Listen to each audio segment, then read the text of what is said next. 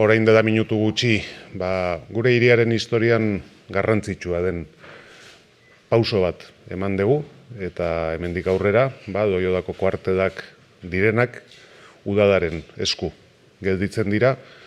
gure hiriaren etorkizuneko garapenaren pieza nagusi bezala. Y después de este hito que hemos presenciado hoy, pues dentro de unos años conoceremos una Donostia que será la que verán nuestros hijos y nuestras hijas,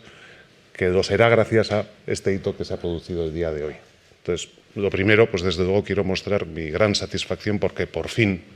hemos logrado una vieja aspiración de nuestra ciudad que nos proyecta hacia el futuro y que nos permite soñar con la San Sebastián de los próximos años. Eskerrak eman nahi dizkiot personalki Aitor Estebani, berari esker momentu batean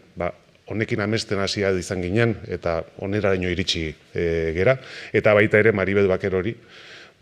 Aitor Estebanek beste ardura batzuk hartu zituenean, Maribelekin ere jarraitu dugulako bide honetan lanean.